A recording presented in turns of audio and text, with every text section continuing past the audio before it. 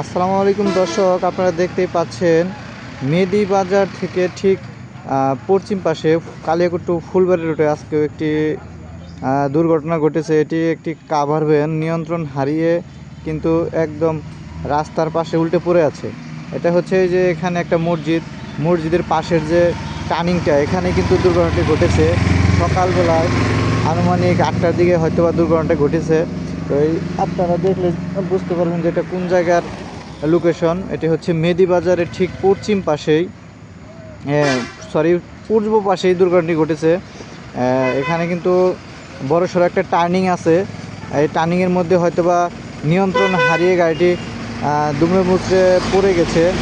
তো দর্শক, আমার বরাবরই একটা কথা আপনাদেরকে বলি বা বলতে চাই, সেটা হচ্ছে যে যারা মাওনা টু কালিয়াকৈর রুটে চলাফেরা করেন খুবই সাবধানতার সাথে চলাফেরা করবেন। কারণ হচ্ছে এই রুটটার মধ্যে প্রতিটা দিন কিন্তু দুর্ঘটনা ঘটতেছে। এমন কোনো দিন নেই যে দুর্ঘটনা এই রুটে ঘটে না, প্রতিদিন দুর্ঘটনা ঘটতেছে। এমনকি এই রাস্তাটা এমন ঝুঁকিপূর্ণ হয়ে গেছে, বিভিন্ন প্রাণহানির ঘটনা ঘটতেছে।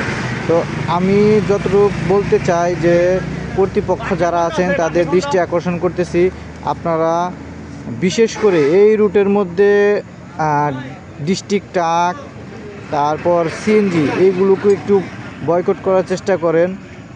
তাহলে হয়তোবা এই রাস্তার অ্যাক্সিডেন্ট বা দুর্ঘটনা খুবই কমে যাবে। তাই কর্তৃপক্ষের দৃষ্টি আকর্ষণ করছি যে এই রুটটার মধ্যে ট্রাক, সিএনজি এগুলো চলা পুরোপুরি নিষেধাজ্ঞা দিয়ে দেন। ট্রাফিক প্রশাসনের লোক যারা আছেন তাদেরকে মোতায়েন করা হোক, যাতে করে এই রুটের মধ্যে দিনের বেলায় অন্ততপক্ষে ট্রাক সিএনজি না চলতে পারে। সিএনজি টোটাল নিষেধ, আর ট্রাক হচ্ছে দিনের বেলায় যেন না চলতে পারে। মালবাহী ট্রাকগুলো রাতে যেন চলে।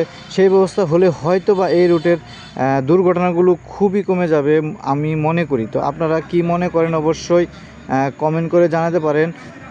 আর কিভাবে এই রাস্তার আসলে দুর্ঘটনা এড়ানো সম্ভব সেটাও জানাবেন। আর যদি এই রাস্তাটাকে আর একটু বড় করা যায়, মনে হয় এই সমস্যা থেকে সমাধান পেতে পারি আমরা। ফুল লাইন যদি করা যায় কোনোভাবে, তাহলে মনে হয় সমাধান হতে পারে। তো সবাই খুব সাবধানতার সাথে রাইড করবেন। যারা আমার গাড়ি চালক যারা আছেন, বিশেষ করে ট্রাক, সিএনজি, মোটরসাইকেল, এই রুটটার মধ্যে কিন্তু মারাত্মকভাবে দুর্ঘটনার সম্মুখীন হচ্ছে। আপনি দেখতে পারবেন এই রুটটার মধ্যে একটা গাড়ি টার্নিং নিলে একদমই জায়গা থাকে না। একটা গাড়ি যাওয়ার পরে খুবই অল্প জায়গা থাকে আরেকটা গাড়ি পাশ কাটিয়ে যাওয়ার জন্য।